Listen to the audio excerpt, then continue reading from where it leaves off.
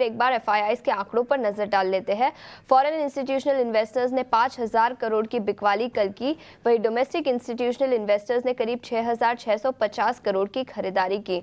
Index futures में 30 करोड़ की बिकवाली, इंडेक्स ऑप्शंस में करीब 1,370 करोड़ की खरीदारी दिखी। स्टॉक फ्यूचर्स में 3,000 करोड़ की खरीदारी, वहीं स्टॉक ऑप्शंस में करीब 670 करोड़ की खरीदारी कल के सत्र में दिखी। लेकिन हाँ, 17वें दिन लगातार भारतीय बाजारों में बिकवाली फॉरेन इंस्टीट्यूशनल इन्वेस्टर्स ने की और जनवरी में अब तक करीब 75,000 करोड़ की बिकवाली दिखी है। तो इसका इम्पैक्ट भारतीय बाजारों पर जाहिर तौर से दिखा है। लेकिन कल भारी गिरावट दिखी, उसके बाद आज कौन से लेवल्स पर आपको नजर रखनी चाहिए, ये बताने के लिए अब हमारे साथ डिम्पी जुड़ चुके हैं। Dimpy, good morning. बताएं कौन से लेवल्स पर हमें नजर रखनी चाहिए। ग्लोबल बाजारों से संकेत ठीक ठाक है, गिफ्ट निफ्टी से पॉजिटिव ओपनिंग के संकेत निकल कर आ रहे हैं। Good morning Ashisha. देखिए, मार्केट के अंदर वैसे तो सारी स्थिति आपको पता ही है कि ऑलमोस्ट खराबी है और कुछ भी अच्छा नहीं हो रहा है। ना ही टर्म्स ना ही ग्रोथ के मामले में हो रहा है, ना ही सपोर्ट के मामले में हो रहा है। कल फाइनली हमने दो इंपॉर्टेंट लेवल्स को भी ब्रेक कर दिया। 23,000 के लेवल को ब्रेक किया और डॉट ऑलमोस्ट बैंक निफ्टी पे हम करीब 48,000 के आसपास बंद हुए। तो there is no change in data as such. थोड़ी सी सिल्वर लाइनिंग जो मैं आपको बता सकता हूँ सिर्फ ये है कि इंस्टीट्यूशन, जिसको अभी आप एफआई बोल रहे हैं, इसमें थोड़ी बहुत खरीदारी हुई है। थोड़ी बहुत खरीदारी मतलब 22% की लॉन्ग पोजीशन हो चुकी है और जो पहले लॉन्ग पोजीशन हुआ करती थी करीब 15% आज से 10-15 दिन पहले। तो थोड़ा सा इसमें चेंज आया, अदरवाइज कोई मेजर चेंजेस नहीं है। सपोर्ट हुए कोई चेंजेस नहीं है। आज के गैप अप को एंजॉय कीजिए। थोड़ा बैंक एक्सपायरी का वीक भी है, तो आई होप सो कि थोड़ा बहुत आपको मिल जाएगा।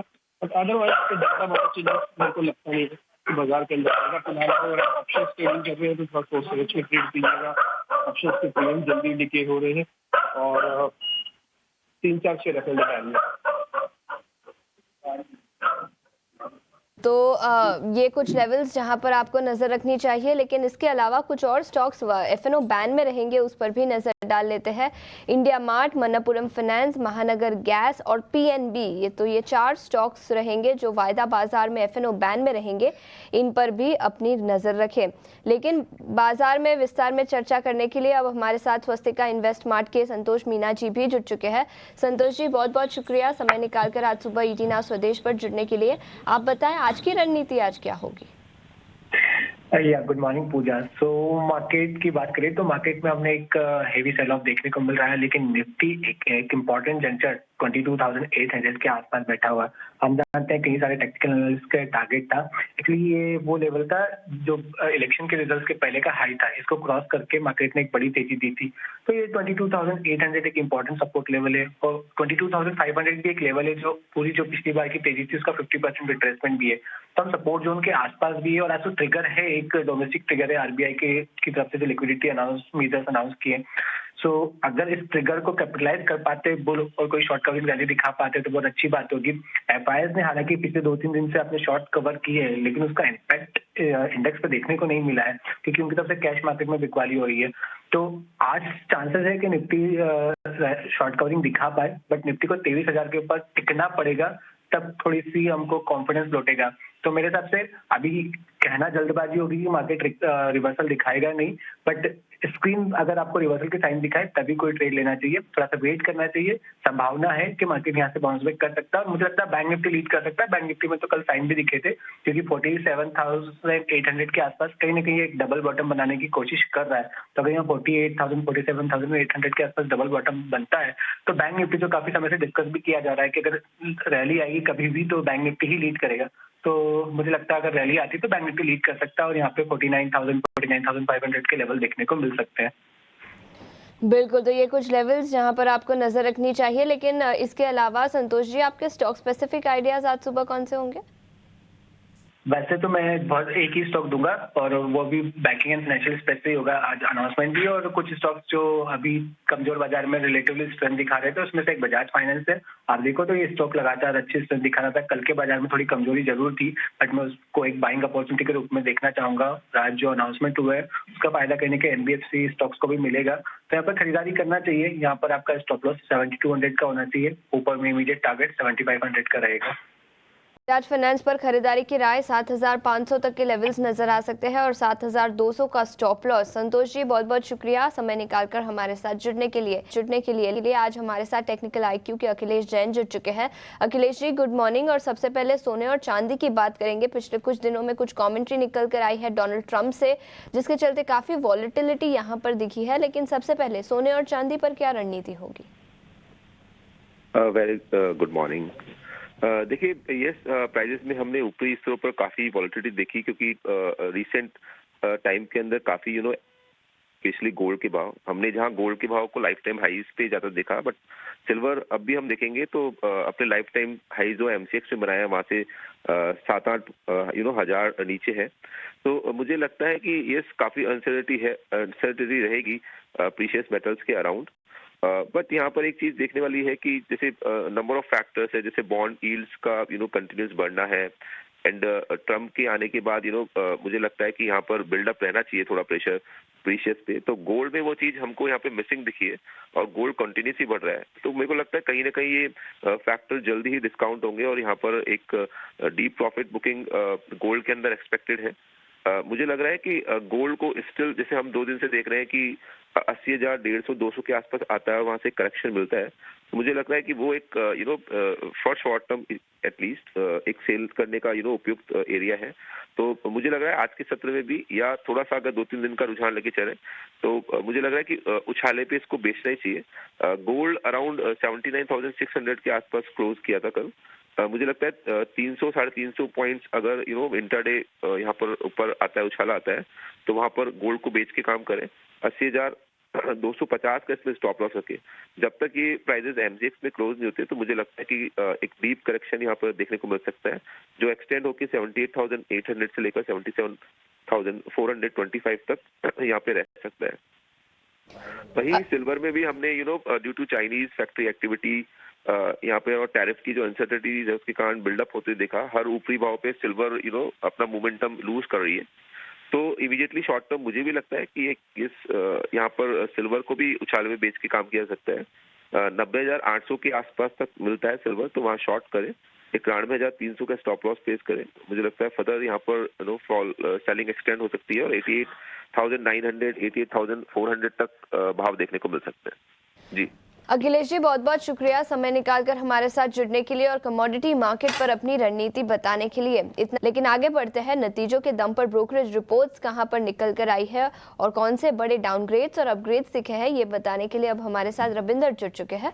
रविंदर, गुड मॉर्निंग, बताएं। जी, तो सबसे पहले हम शुरुआत करते हैं टाटा स्टील से, जहाँ पर कंपनी ने कल अपनी तीसरी तिमाही के रिजल्ट अनाउंस किए थे और उस पर कुछ ब्रोकरेज नोट आ रहे हैं। जैसे जेपी मॉर्गन ने जो मेंटेन रखा है टाटा स्टील पर ओवरवेट रेटिंग और टारगेट प्राइस जो 155 का रखा है, जहाँ पे उनका कहना है कि जो lower than expected other expense था उसके चलते एबिटा में जो है बीट देखने मिला और नेट डेट रिडक्शन जो है वो एक की पॉजिटिव है। और जो मैनेजमेंट की क्लैरिटी होगी trajectory of raw material cost और यूरोपियन बिजनेस के प्रॉफिटेबल में, वो एक की मॉनिटरेबल होगा। इसी के साथ साथ मॉर्गन स्टैनली ने भी नोट निकाली टाटा स्टील पर, जहां पर उन्होंने जो है इक्वल वेट रेटिंग को मेंटेन रखा है और टारगेट प्राइस जो 160 का रखा है, जहां पे उनका कहना है कि जो डोमेस्टिक बिजनेस का जो परफॉर्मेंस था वो अच्छी रही है और जो यूके बिजनेस है उसका भी परफॉर्मेंस इनलाइन रहा है, लेकिन जो अदर जोग्राफीज है उनके परफॉर्मेंस अच्छे रहे हैं और जो लोअर फ्रेट हैंडलिंग और रिपेयर कॉस्ट जो है इसके वजह से कंपनी के जो नंबर है उसमें सपोर्ट मिला है। अगला जो स्टॉक फोकस में रह सकता है एसीसी, जहां पर सीएलएसए ने जो है मेंटेन रखा है आउट परफॉर्म रेटिंग और टारगेट प्राइस जो है 2580 का रखा है, जहां पे उनका कहना है कि जो Q3 का जो अर्निंग था वो बिलो एस्टिमेट था, जो कि बूस्टेड था एक्सेप्शनल आइटम और जो हाईएस्ट सेल्स भी देखने को मिला है न्यूली एक्वायर्ड एंटिटीज़ की वजह से। इसी के साथ साथ जो इन्वेस्टेक ने भी जो मेंटेन रखा है होल्ड रेटिंग और टारगेट प्राइस जो है 2845 का रखा है, जहाँ पे उनका कहना है कि जो एडजस्टेड एबिटा में जो है उसमें मिस देखने मिला है और उनका जो प्रीफर है वो अंबुजा सीमेंट है ओवर एसीसी। अगला जो स्टॉक है कोल इंडिया, जहाँ पर मॉर्गन स्टैनली ने जो है मेंटेन रखा है ओवरवेट रेटिंग और टारगेट प्राइस जो है 525 का रखा है, जहाँ पर जो उनका कहना है कि जो बेटर रियलाइजेशन के चलते वॉल्यूम में जो है ग्रोथ देखने मिला और हायर कॉन्ट्रैक्चुअल एक्सपेंस भी देखने को मिला। इसी के साथ साथ जेपी मॉर्गन ने जो मेंटेन रखा है न्यूट्रल रेटिंग और टारगेट प्राइस जो है 435 का रखा है, जहाँ पे उनका कहना है कि जो पैट था वो इनलाइन था और जो मैनेजमेंट की कमेंट्री होगी ई ऑक्शन प्रीमियम्स और गाइडेंस ऑन कॉस्ट, वो एक की पॉजिटिव होगा आगे चल के। अगला जो स्टॉक फोकस में रह सकता है सीमेंस, जहाँ पे जो है यूबीएस ने नोट निकाली सीमेंस पर और उन्होंने जो है अपग्रेड किया स्टॉक को बाई पर और टारगेट प्राइस जो 8000 का रखा है, जहाँ पे उनका कहना है कि जो डाइवर्सिफाई और रेजिलिएंट बिजनेस मिक्स है कंपनी का एज़ कम्पेयर टू उसके पीएस, और जो रिस्क रिवॉर्ड है करंट वैल्यूएशन पे वो फेवरेबल है सीमेंस का। और सीमेंस में जो है रिसेंट डी रेटिंग देखने को मिली थी म्यूटेड गवर्नमेंट कैपेक्स और कंसर्न ऑन ऑर्डरिंग और अर्निंग के चलते। अगला जो स्टॉक फोकस में रह सकता है पिरामिड इंटरप्राइजेस, जहाँ पे जो सिटी ने मेंटेन रखा है sell rating and target price जो 800 का रखा है, जहाँ पर उनका कहना है कि जो अर्निंग में इम्पैक्ट देखने को मिला higher credit cost of ₹6.5 billion, और जो FY25 का और 25 का जो अर्निंग जो है रिवाइज डाउन किया है 46%, 9% और 9% पर ड्यू टू लोअर बेस पर। अगला जो स्टॉक फोकस में रह सकता है पेट्रोनेट LNG, जहाँ पर सिटी ने जो है 90 डेज नेगेटिव कैटलिस्ट वॉच के साथ जो है मेंटेन रखा है sell rating and target price जो है 310 का रखा है, जहाँ पे उनका कहना है कि जो हायर रिवर्सल और प्रोविजन है उसमें उसके वजह से जो है इम्पैक्ट देखने को मिला रिजल्ट पर, और जो दहेज प्लांट का जो यूटिलाइजेशन था वो बिलो एस्टिमेट था। और सिटी का कहना है कि जो क्लैरिटी रहेगी टैरिफ फॉर रिनाउंड कतर जो LNG कॉन्ट्रैक्ट है वो उस पर वेट देखना रहेगा। अगला जो स्टॉक है DLF, जहाँ पर जेफरीज ने जो मेंटेन रखा है buy rating and target price जो है 1000 का रखा है, जहाँ पे उनका कहना है कि जो FY25 का जो प्री सेल एस्टिमेट था वो 15% से रेज हुआ है 23,000 करोड़ पर, और जो मैनेजमेंट का जो प्लान है मुंबई में प्रोजेक्ट लॉन्च करना और लीज इनकम जो है 20% से इंक्रीज हो सकती है FY26 में। अगला जो स्टॉक फोकस में रह सकता है IOC, जहाँ पर जेफरीज ने मेंटेन रखा है buy rating and target price जो है 170 का रखा है, जहाँ पे उनका कहना है कि जो एस्टिमेट था वो अर्निंग एस्टिमेट था वो मिस हुआ है due to weak refining inventory losses और मार्केट चैलेंजेस के वजह से, और जो LPG का जो रिलीफ है वो ड्राइव कर सकता है अर्निंग अपसाइड पर।